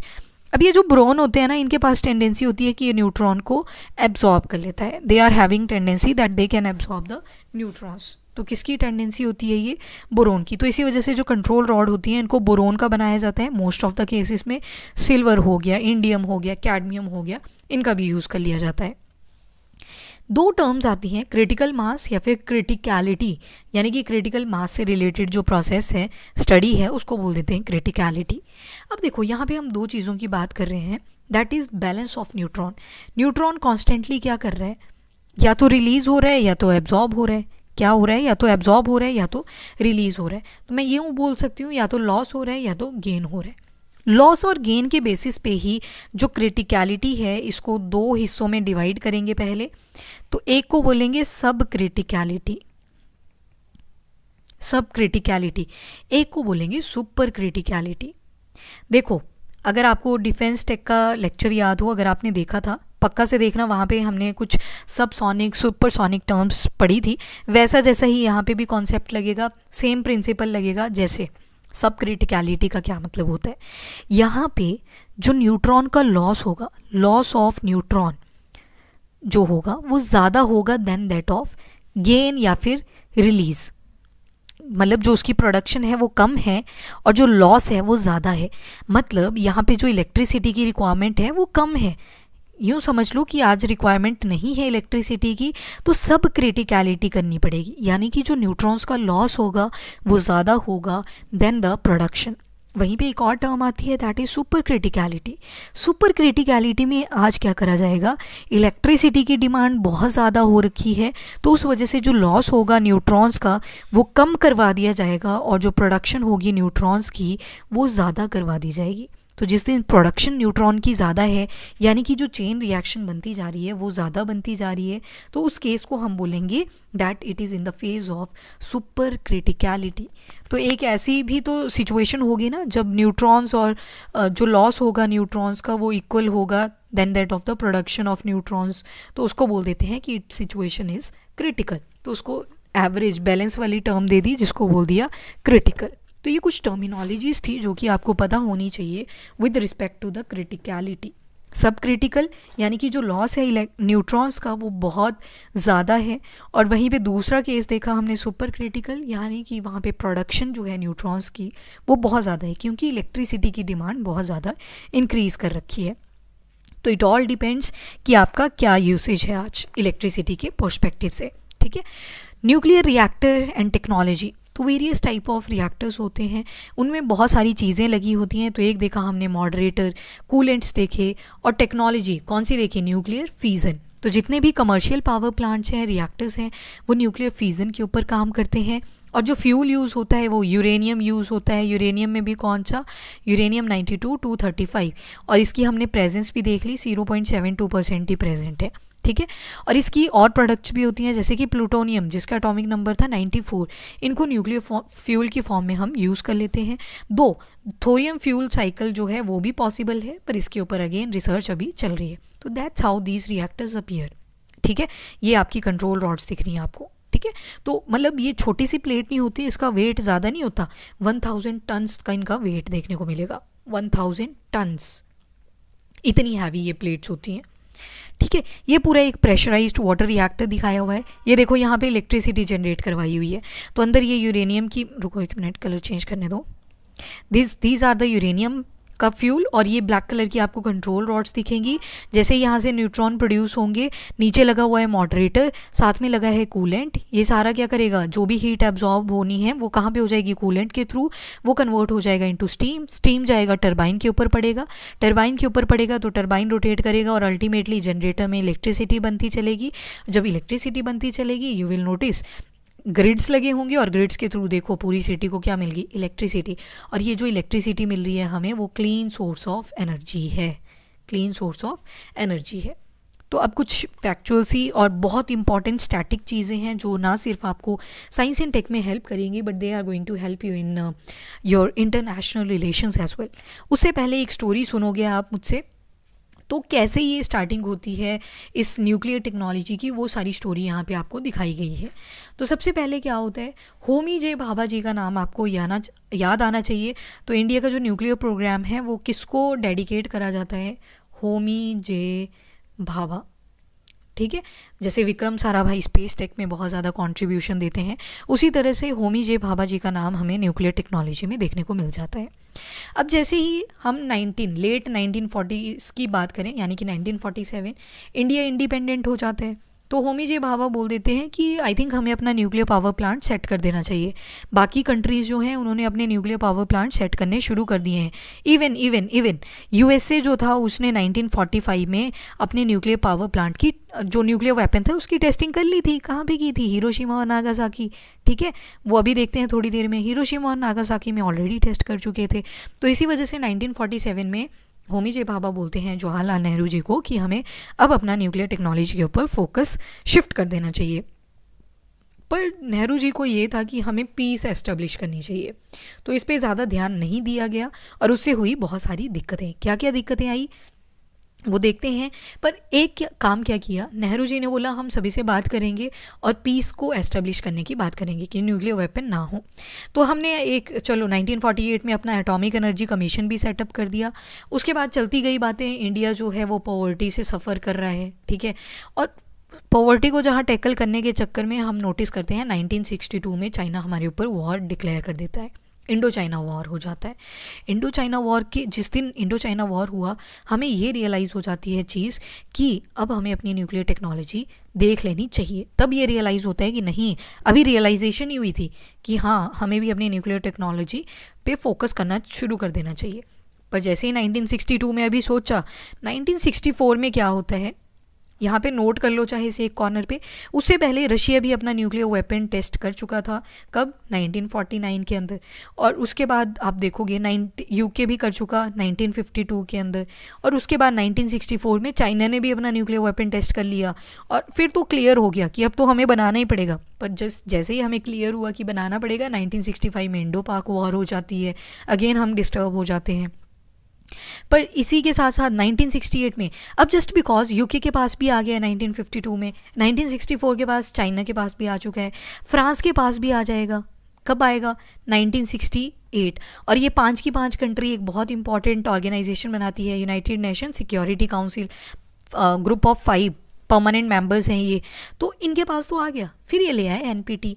एनपीटी का मतलब है non proliferation treaty, NPT, non proliferation treaty. इसमें बोला जाता है कि चलो अब पीस एस्टेब्लिश करते हैं। हमने तो बना लिए जी न्यूक्लियर वेपन, अब बाकी सारे पीस एस्टेब्लिश करेंगे। तो इंडिया ने इसको बिल्कुल डिस्कार्ड किया, क्योंकि इंडिया ने बोला ये तो डिस्क्रिमिनेटरी हो गया भाई, तुमने अपने तो बना लिए, हमने तो अभी बनाए ही नहीं थे। उसके बाद 1974 में हमने भी, इंदिरा गांधी जी की सरकार थी उस टाइम पे, स्माइलिंग बुद्धा पोखरण 1 जिसको बोलते हैं, अपना न्यूक्लियर वेपन टेस्ट कर लिया। तो स्माइलिंग बुद्धा जब किया पोखरण 1, ऑल्दो उतना ज़्यादा सक्सेसफुल नहीं हो पाता है, बट स्टिल हमने ये परफॉर्म आराम से कर लिया था। 1996 तक बात चलती है, CTBT आ जाती है, कॉम्प्रीहेंसिव टेस्ट बैन ट्रीटी। जो प्रोडक्ट्स होती हैं न्यूक्लियर वेपन बनाने के लिए उन पे बैन लगा दिया जाता है, इसको भी हमने सपोर्ट नहीं किया। 1998 में हमारा एक्चुअल टेस्ट होता है APJ अब्दुल कलाम जी और अटल बिहारी वाजपेयी जी की सरकार आती है, तब ये जाके सक्सेसफुल हुआ था। ऑल्दो इससे पहले भी अटैम्प्ट करी गई थी पर वो सैटेलाइट के अंडर आ गया था। बट जब मिलके अटल बिहारी वाजपेयी जी की सरकार और साथ में APJ अब्दुल कलाम जी की कोलैबोरेशन, तो पोखरण 2 होता है जिसका नाम था ऑपरेशन शक्ति। ऑपरेशन शक्ति से डिक्लेयर हो गया कि हमारी अब अपनी न्यूक्लियर टेक्नोलॉजी आ चुकी है। पर फिर 2003 में हम भी ज्ञानी बन जाते हैं कि क्यों ना अपनी न्यूक्लियर डॉक्ट्रिन लाई जाए। ये ओवरव्यू था इवोल्यूशन का। अब देखते हैं इंडिया की न्यूक्लियर प्रोग्राम कैसे शुरू होती है। तो इंडिया का जो एटॉमिक एनर्जी कमीशन था वो 1948 में सेटअप हो जाता है डिपार्टमेंट ऑफ साइंस के under. Department of atomic energy setup हुआ था under PMO prime minister office 1954 के अंदर। 1958 में हम अपना एटॉमिक एनर्जी कमीशन को फॉर्मुलेट कर देते हैं under department of atomic energy. Secretary थे जो डिपार्टमेंट ऑफ एटॉमिक एनर्जी के, वो एक्स ऑफिशियो चेयरमैन की तरह एक्ट कर रहे थे इस कमीशन के, यानी कि एटॉमिक एनर्जी कमीशन के। और जो बाकी के मेंबर्स की अपॉइंटमेंट थी, वो जो मेंबर्स थे वो चेयरमैन ने सिलेक्ट करे after the approval of prime minister. Chairman ने क्या किया, सिलेक्शन करी और अप्रूवल किसने दिया, प्राइम मिनिस्टर ने दिया। और जो न्यूक्लियर वेपन यूज़ करना है या नहीं करना है उसकी परमिशन कौन देते हैं, प्राइम मिनिस्टर ही देते हैं। हो सकता है आपको लगे कि प्रेसिडेंट देते हैं क्योंकि जो सुप्रीम कमांडर हैं हमारे डिफेंस फोर्सेस के वो प्रेसिडेंट ही आते हैं, बट नो, न्यूक्लियर वेपन के केस में प्राइम मिनिस्टर होते हैं। ठीक है, तो उसके बाद बहुत सारी बॉडी सेटअप करी गई, CMD, NPCIL, डायरेक्टर, ये भाभा एटॉमिक रिसर्च सेंटर बना। तो इस तरह से बहुत सारी चीज़ें बनती चली। तो अब देख लेते हैं nuclear technology research and development कैसे चली इंडिया के अंदर। तो मुंबई में पहले बार्क बना। बार्क का मतलब है Bhabha atomic research centre. R&D देखेगा, बार्क जो था मुंबई के अंदर लोकेटेड है। इसने फैसिलिटेट किया रिसर्च रिएक्टर्स को। एक का नाम है ध्रुवा, दूसरा का नाम है साइरस और तीसरे का नाम है अप्सरा। तो ट्रॉम्बे में इनको सिचुएट करा गया। Trombay is in Maharashtra, again Maharashtra. किस किस को, ध्रुवा, सीरस और अप्सरा। ध्रुवा की जो कैपेबिलिटी थी वो थी 100 मेगावाट तक की एनर्जी प्रोड्यूस करना। सीरस की है 40 मेगावाट तक की एंड अप्सरा की 1 मेगावाट तक की। एक और बनाया गया कालपक्कम में। कालपक्कम कहाँ पे है, आपके तमिलनाडु के अंदर। तो उसका नाम था कामिनी।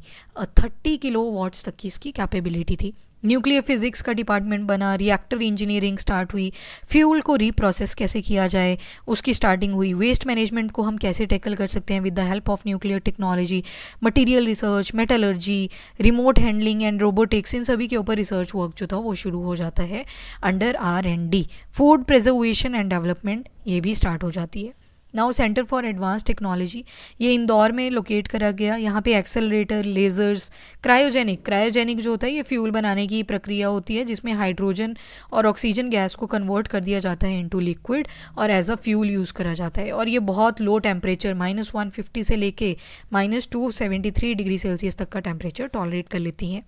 लार्ज मैग्नेट बनाने के फंक्शन यहाँ पे शुरू हुए। अब इसको रीनेम कर दिया गया है, राजा रमन सेंटर इसका नाम डाल दिया गया है। वहीं पे इंदिरा गांधी सेंटर बना एटॉमिक रिसर्च कालपक्कम तमिलनाडु के अंदर। इसमें जो था वो न्यूक्लियर रिएक्टर्स के ऊपर कि कैसे हम फास्ट ब्रीडर टेस्ट रिएक्टर बना सकते हैं। प्रोटोटाइप, ये डिफरेंट टाइप्स हैं, बस इतना याद रखना। जो रिएक्टर्स की इवोल्यूशन है वो कहाँ पे देखने को मिलेगी आपको, तो inside Indira Gandhi centre for atomic research located in Kalpakkam. फिर आता है वेरिएबल एनर्जी साइक्लोट्रॉन। साइक्लोट्रॉन जो होता है इसमें थोड़ा सा इलेक्ट्रॉन का भी कॉन्सेप्ट आ जाता है। इसको देख लो कहाँ पे है, तो कोलकाता के अंदर है। इसकी डिटेलिंग इतनी इंपॉर्टेंट नहीं है। उसके बाद एटॉमिक मिनरल डायरेक्टरेट बनता है हैदराबाद के अंदर फॉर एक्सप्लोरेशन एंड रिसर्च। तो जितने भी सर्वे होंगे, एक्सप्लोरेटरी ड्रिलिंग होंगी, जो भी प्रोसेसेस होंगी, बीच सैंड चाहिए होगा फॉर द सैम्पलिंग या फिर ऑफशोर इन्वेस्टिगेशन करनी है, वो सारा कौन टैकल करेगा, तो एटॉमिक मिनरल डायरेक्टरेट। तो बहुत सारे एड इंस्टीट्यूशन भी बने, ग्रांट्स इन एड इंस्टीट्यूशन। टिफर आप सुनते हो मुंबई के अंदर, Saha institute of nuclear physics Kolkata के अंदर, Tata memorial centre Mumbai, physics के लिए भुवनेश्वर, हरीश चंद्र रिसर्च इंस्टीट्यूट जिसको पहले बोला जाता था Mehta research institute of physics and mathematic physics Allahabad के अंदर, मैथमेटिक का इंस्टीट्यूट बना चेन्नई में, प्लाज्मा रिसर्च अहमदाबाद के अंदर। तो एटॉमिक एनर्जी कमीशन अगर देखें तो this is how you can see atomic energy commission कैसे कैसे बने। पहले डिपार्टमेंट ऑफ एटॉमिक एनर्जी आया, फिर कुछ एडेड इंस्टीट्यूशन आ गए, टिफर वगैरह, TMC, साहा इंस्टीट्यूट अभी देखा हमने, तो ये सारे याद नहीं करने हैं, थोड़ा सा आइडिया रखना है कि जो डिपार्टमेंट एटॉमिक एनर्जी के थे वो आ जाएंगे आपके R&D, बार्क वगैरह जो हमने पढ़ा। वहीं पब्लिक सेक्टर अंडरटेकिंग भी बनी, NPCIL वगैरह। उसके बाद आपने देखा इंडस्ट्रियल फैसिलिटी बनी मुंबई, हैदराबाद, मुंबई के अंदर, ठीक है। उसके बाद आपने अदर सर्विसेज ऑर्गेनाइजेशन भी देखे, और ये जो थी ये aid, grant in aid institution थे जो कि आपको डिफरेंट लोकेशंस पे मिलते हैं। Now Indian nuclear power plant को याद करने से पहले आपने क्या करना है, एक छोटा सा मैप बना लो अपने पास में और उसी के साथ याद करना शुरू कर दो, ठीक है। सबसे पहले हम देखते हैं कैगा। कैगा छोड़ो, पहले गुजरात चलते हैं। गुजरात में खाखरा बनता है, ठीक है, वेरी इंपॉर्टेंट, खाखरा बनता है। तो एक जगह है यहाँ पे, तो गुजरात के अंदर हम क्या सेटअप करते हैं, खाखरा पर, पावर प्लांट का नाम है खाखरा पर, ठीक है। दूसरा आता है कर्नाटका। कर्नाटका यहाँ पे आ जाएगा अपना कर्नाटका। कर्नाटका के फॉर कर्नाटका, के फॉर कैगा। दूसरा आता है इसके अलावा Kalpakkam which is in Tamil Nadu. तो कालपक्कम हम काफ़ी देर पढ़ रहे हैं। कालपक्कम कहाँ पे आ गया, तमिलनाडु के अंदर आ गया और मद्रास वाले एरिया में है। एक और है यहाँ पे, एक और पावर प्लांट है, दैट इज़ कुंडनकुलम। कुंडनकुलम भी कहाँ पे आ जाता है, तमिलनाडु के अंदर आ जाता है। राजस्थान में भी बनाया हमने, तो वो राजस्थान के ही नाम पे था। उसके बाद तारापुर आता है महाराष्ट्र में, तारापुर महाराष्ट्र, तारापुर ये कहाँ पे आ गया आपका, महाराष्ट्र के अंदर, तारापुर इज़ इन महाराष्ट्र। तो ये कुछ इंपॉर्टेंट पावर प्लांट्स हैं जो कि यहाँ पे देखने को मिले। इसके अलावा यूपी में भी है एक Narora which is located in UP. तो ये इंपॉर्टेंट से पावर प्लांट्स हैं। और राजस्थान में रावत भट्टा है, ठीक है, रावत भट्टा ये कहाँ पे आ जाएगा, राजस्थान के अंदर। तो ये कुछ पावर प्लांट्स हैं that you have to remember with respect to the nuclear power plants. तो ये इंपॉर्टेंट है, ध्यान रखना है इनको। चलो नेक्स्ट करते हैं। अब ये जो ट्रीटीज़ पढ़ी हमने, NPT, CBT, तो इनके CTBT, इन सभी के बारे में थोड़ा थोड़ा देख लेते हैं। सबसे पहले देखते हैं NPT के बारे में। तो जो UNSC के 5 मेंबर बने थे, कौन कौन, USA, UK, Russia, France, China, इन्होंने बनाई NPT। NPT कहता है कि इसका जो मेन पर्पस है वो पीस को एस्टेब्लिश करना है और जो न्यूक्लियर वेपन है उसके स्प्रेड को रोकना है। यानी कि अब कोई भी न्यूक्लियर वेपन की टेक्नोलॉजी पे काम नहीं करेगा और हम चाहते हैं सारे कोऑपरेट करें, पीसफुल यूज़ करें न्यूक्लियर एनर्जी का। इंडिया ने इसको डिस्क्रिमिनेटरी डिक्लेयर कर दिया, क्यों, क्योंकि आपने खुद तो बना ली अपने वेपन्स, हमें तो खतरा है ना भाई। अपना इंडिया प्यारा सा इधर छोटा सा, इधर इतना बड़ा है, छोटा कहाँ है, ये आ गया। इधर चाइना ने भी बना लिया न्यूक्लियर वेपन, ऊपर रशिया के पास भी है, ठीक है। तो हम क्यों ना बनाए भाई, हम भी बनाएंगे। तो 4 UN मेंबर ने, ऐसे 4 UN मेंबर जिन्होंने कभी भी न्यूक्लियर नॉन प्रोलिफरेशन ट्रीटी को साइन नहीं किया था, वो कौन कौन है, वो है एक इंडिया, पाकिस्तान, इजराइल और साउथ सुडान। इंडिया ने तो बता दिया अपना रीज़न, डिस्क्रिमिनेटरी है। पाकिस्तान ने देखा इंडिया ने भी नहीं किए तो हम भी नहीं करेंगे। इजराइल के अपने इश्यूज़ थे। साउथ सुडान 2011 में बना था, सूडान से सेपरेट हुआ था। सूडान की कैपिटल खारतूम आ जाती है, खार्तूम, और उसी के नीचे बनता है साउथ सूडान जिसकी कैपिटल है जूबा। तो ये 2011 में बनता है। तो इन्होंने बोला कि ऑल्दो हमारे पास अभी न्यूक्लियर वेपन नहीं है but still we are not going to sign this NPT। उसके अलावा नॉर्थ कोरिया ने एक्चुअली पहले ये NPT साइन कर दी थी, बाद में उन्होंने विड्रॉ कर लिया था। तो यहाँ पे लिखा है ऐसे 4 UN मेंबर जिन्होंने कभी भी साइन नहीं की थी, तो 4 हैं। अदरवाइज नॉर्थ कोरिया ने पहले साइन कर दिया था, बाद में विड्रॉ कर लिया था। इसके बाद CTBT कब आई थी, 1996 में। तो इनका मेन फोकस था कि हम क्या करेंगे, जो न्यूक्लियर वेपन टेस्ट है थ्रू आउट द वर्ल्ड, हम कहीं भी नहीं करेंगे इसको, to prohibit any nuclear weapon test anywhere in the world. ये जो ट्रीटी थी, it can't formally enter into force until it is ratified by 44 nation, 8 of which have to do so. जो ट्रीटी है they can't formally enter into force until it is ratified by 44 nation. तो ये चली नहीं खास तरीके से, ठीक है। चाइना आ जाता है, India, Pakistan, north Korea, Israel, Iran, Egypt, US, इनके साइन होना बहुत ज़्यादा ज़रूरी है। तो इनके साइन नहीं है, तो दैट्स वाई इसका कुछ खास पर्पस नहीं रहता। इसके बाद आती है treaty on prohibition of nuclear weapons. तो जो first legally binding multilateral agreement था कि न्यूक्लियर वेपन्स को बैन किया जाए, वो यही था, treaty on prohibition of nuclear weapons. UN ने ये ट्रीटी अडॉप्ट करी थी इन जुलाई 2017 एंड फोर्स में कब आती है, तो 2021 में आती है। 91 स्टेट्स ने इसको साइन किया था, पर रेटिफाइड सिर्फ 68 स्टेट ने करा था। साइंड का मतलब होता है एक सिग्नेचर कर दिया, रेटिफाई का मतलब है फिर से साइन कर दिया, ठीक है, डबल साइन कर दिया, तो उसको बोलते हैं रेटिफिकेशन। तो इंडिया ने इसको साइन नहीं किया था बिकॉज इसमें कुछ खास नए नॉर्म्स नहीं देखने को मिलते। एक आता है न्यूक्लियर वेपन फ्री जोन, कि कुछ एरियाज़ हम न्यूक्लियर वेपन फ्री रखेंगे, क्योंकि अब कंट्रीज़ मान नहीं रही, सभी को अपना अपना न्यूक्लियर वेपन टेस्ट करना है। तो अब एक और नया मुद्दा लाया गया जिसको बोला गया न्यूक्लियर वेपन फ्री जोन, यानी कि ऐसी जोन्स बना दी जाएंगी जहाँ पे कोई न्यूक्लियर वेपन की टेस्टिंग नहीं करी जाएगी। तो 5 ट्रीटीज़ लाई गई इसके तहत, और इसका जो मेन फोकस था वो क्या था कि हम ग्लोबल न्यूक्लियर नॉन प्रोलिफरेशन और डिसआर्मामेंट नॉर्म्स को स्ट्रेंथन करेंगे और पीस और सिक्योरिटी की तरफ कंसोलिडेट करेंगे। तो 5 ट्रीटीज़ हैं, बहुत ज़्यादा इंपॉर्टेंट है। पहली आती है ट्रीटी ऑफ टेट, या फिर इसको लेट लोलोको भी बोलते हैं। तो treaty of Tlatelolco, Latin America and Caribbean वाला पार्ट है ना, जो यहाँ पे आ जाता है आपका नॉर्थ अमेरिका, यहाँ पे कैरिबियन सी आप देखते हो। तो ये जो लेटिन अमेरिका और कैरिबियन वाला पार्ट है, यहाँ के लिए आती है ट्रीटी ऑफ लेट लोलोको। ये न्यूक्लियर फ्री जोन रहेगी, न्यूक्लियर वेपन फ्री जोन रहेगी। दूसरी ट्रीटी आती है रैरोटोंगा। रैरोटोंगा आती है साउथ पैसिफिक रीजन के लिए, बैंकॉक नाम से ही पता लग रहा है south east Asia.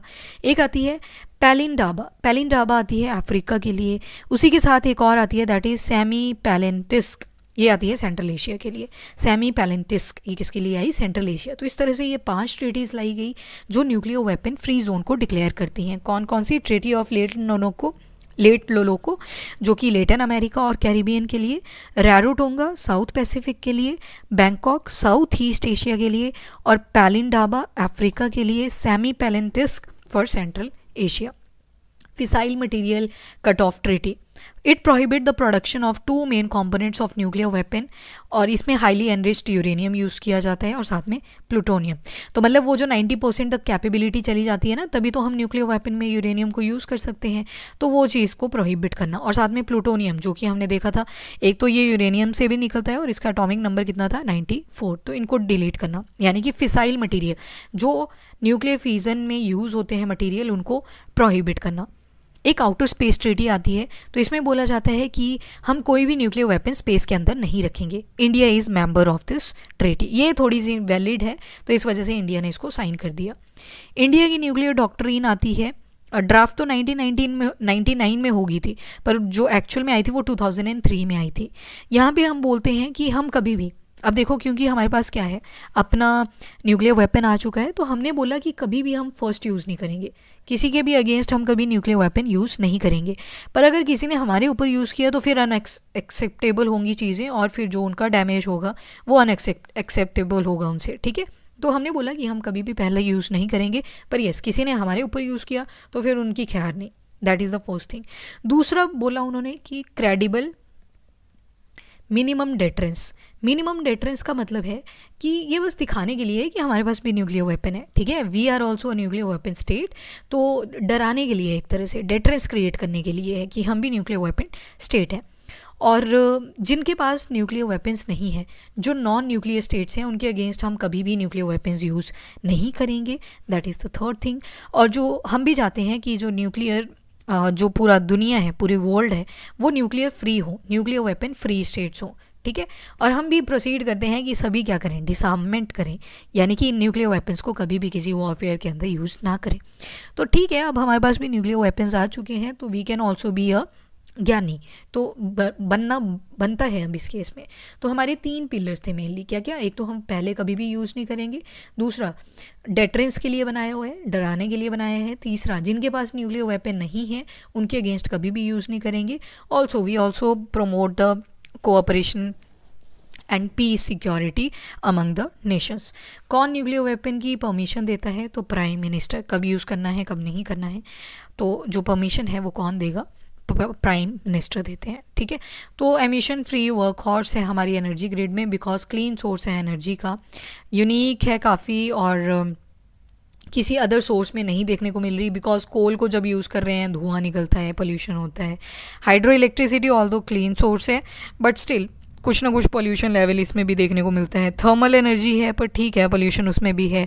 Tidal energy है, उसमें भी है।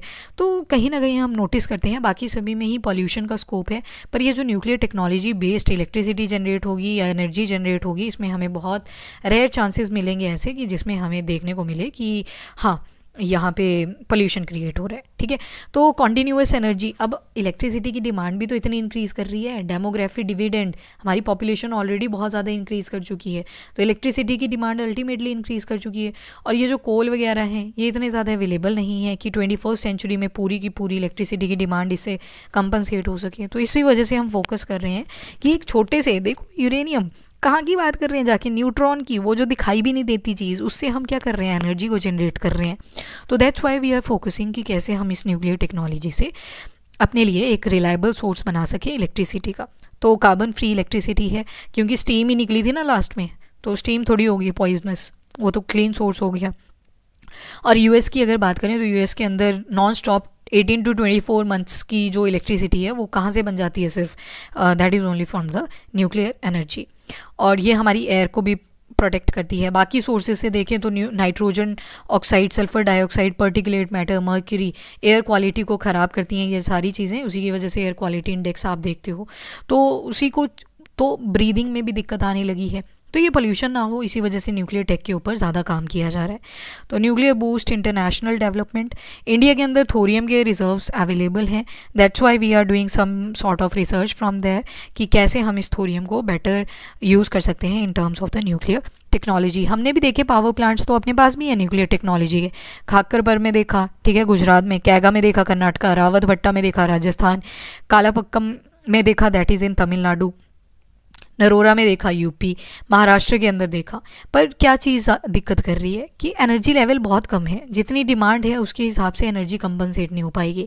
और हमें ऊपर से अपने 17 सस्टेनेबल डेवलपमेंट गोल भी अचीव करने हैं। न्यूक्लियर इलेक्ट्रिक व्हीकल्स के ऊपर जाना है, इलेक्ट्रिक व्हीकल के लिए इलेक्ट्रिसिटी तो चाहिए होगी ना, तो कोल से नहीं वो पूरी हो पाएगी। तो दैट्स वाई, तो ये डिबेट बनी रहती है, न्यूक्लियर पावर के ऊपर डिबेट चलती रहती है। तो एनर्जी डिमांड राइज कर रही है from 300 gigawatt to 950 gigawatt by 2030 only. 2030 तक इतनी ज़्यादा डिमांड इंक्रीज़ करने वाली है। और पोल्यूशन को भी हमें कंट्रोल करना है, क्योंकि हमने 2070 तक क्या डिसाइड किया है कि हम न्यूट्रल हो जाएंगे। किस चीज़ से? दैट इज़ पोल्यूशन फ्री, मतलब जितना एमिशन है उतना ही एब्जॉर्प्शन भी करा जाएगा, तो नेट न्यूट्रल हो जाएंगे। तो उस टारगेट को भी तो अचीव करना है, तो वो तभी अचीव होगा जब ये जो आपके सारे दिक्कतें हैं पॉल्यूशन रिलेटेड उनको कंपनसेट किया जाए। इसके अलावा आप न्यूक्लियर टेक्नोलॉजी को अगर देखें तो बहुत सारे फील्ड्स में ये यूज़ हो सकती है। कहाँ कहाँ पे यूज़ हो सकती है? तो न्यूक्लियर मेडिसिन आपने सुना होगा, न्यूक्लियर मेडिसिन में आप यूज़ करते हो रेडियोग्राफी, सीटी स्कैन, वो सारी चीज़ें क्या करती हैं, ये सारी आइसोटोप्स को तो यूज़ करती हैं, इसी टेक्नोलॉजी पे तो बेस्ड है। गामा रेज आपने सुना होगा। फिर इसके अलावा I-131 आयोडीन 131 होता है, जो ये थायराइड कैंसर होता है ना, गले के पास में स्वेलिंग आ जाती है, उसको ठीक करना है तो उसमें आयोडीन 131 का यूज़ करा जा सकता है। वैसे ही अर्थराइटिस के केस में यूज़ किया जा सकता है। अर्थराइटिस मतलब ये जो घुटनों की दर्दें निकलती हैं, जॉइंट पेन बोलेंगे, हाथ में भी निकल सकती है, बाजू में भी निकल सकती हैं, तो उसके लिए हम एक एलिमेंट यूज़ करते हैं जिसका नाम है सीमेरियम। सीमेरियम का 153 आइसोटोप यूज़ करना पड़ेगा। तो ओवरऑल हम बोल सकते हैं कि जो न्यूक्लियर मेडिसिन वाली फील्ड है वहाँ पे भी हम इसको यूज़ कर सकते हैं। उसके अलावा फूड प्रोसेसिंग, अब देखो फूड जब प्रोसेस किया जाता है तो उसमें क्या मेन पर्पस क्या होता है कि उसको डिसइंफेक्ट किया जा सके, यानी कि उसके अंदर कोई इन्फेक्शन प्रोड्यूसिंग बैक्टीरिया ना रह सके। तो हमें एक क्लीन सोर्स चाहिए जिससे वो सारी चीज़ें क्लीन करी जा सके। उसके अलावा जो हमारे पास प्रिजर्वेशन होती है, प्रिजर्वेशन के लिए हमें केमिकल्स डालने पड़ते हैं ना, सोडियम बेंजोएट एनॉल, वो सारी चीज़ें डालनी पड़ती हैं। पर अगर न्यूक्लियर टेक्नोलॉजी की हेल्प से हम यूज़ करेंगे तो केमिकल भी नहीं डालना पड़ा और प्रिजर्वेशन भी होगी। माइक्रोबियल डीकॉन्टामिनेशन, ये मैंने आपको बता दिया, इन्फेक्शन ना हो इस वजह से। इसके अलावा न्यूक्लियर टेक्नोलॉजी को हम एग्रीकल्चर के फील्ड में यूज़ कर सकते हैं। एग्रीकल्चर के फील्ड में कैसे यूज़ करेंगे? तो हाई यील्डिंग वैरायटी के सीड्स प्रोड्यूस करने। कैसे प्रोड्यूस करेंगे? वैसे हमें म्यूटेशन करवानी पड़ती है, पर अगर न्यूक्लियर टेक्नोलॉजी यूज़ करेंगे तो म्यूटेशन भी नहीं करनी पड़ेगी, यानी कि जो जेनेटिक मेकअप है उसको भी चेंज नहीं करना पड़ेगा। ठीक है, तो जैसे बार्क का एग्जाम्पल है, भाभा एटॉमिक रिसर्च सेंटर का एग्जाम्पल देख लो।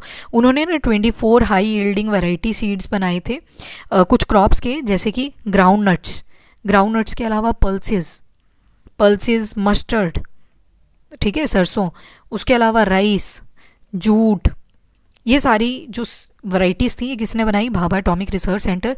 किसकी हेल्प से? तो न्यूक्लियर एग्रीकल्चर की हेल्प में। ठीक है, बाकी रिसर्च में तो चल ही रही है न्यूक्लियर टेक्नोलॉजी। एक आपने गोल्ड वगैरह से रिलेटेड सुनी होगी।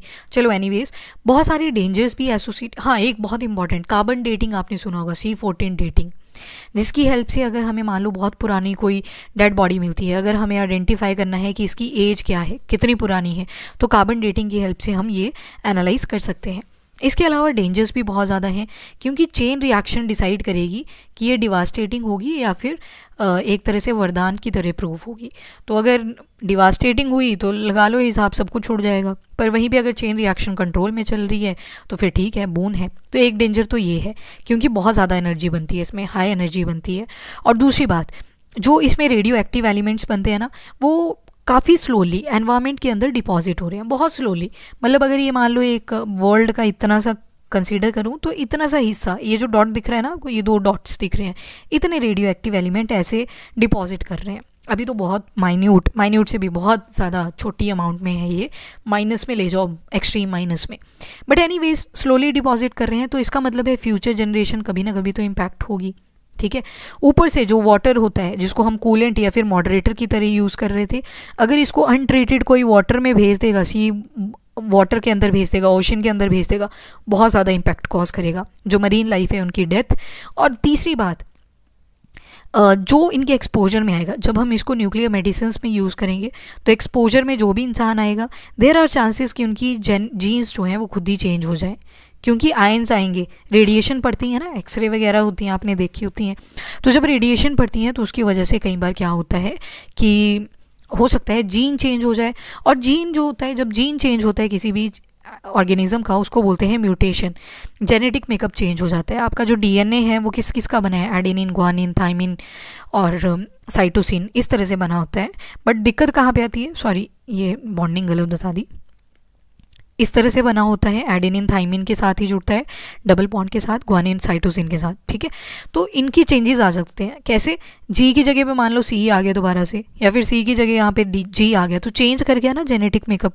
तो इससे हो सकता है कि कैंसर रिलेटेड डिजीज़ देखने को मिले, या फिर कोई जेनेटिक डिसऑर्डर जैसे ब्लड कैंसर हो सकता है, या फिर कोई और जेनेटिक डिसऑर्डर देखने को मिल सकते हैं। तो जहाँ पे पॉजिटिव हैं वहाँ पे नेगेटिव चीज़ें भी हैं। इसी के साथ आपकी न्यूक्लियर टेक्नोलॉजी भी होती है कंप्लीट। आई जस्ट होप आपको लेक्चर पसंद आया, और अगर पसंद आया है तो वीडियो को लाइक एंड शेयर ज़रूर करें, एंड चैनल को भी सब्सक्राइब करें। And I would suggest space tech और डिफेंस टेक का पार्ट पक्का से देख लें।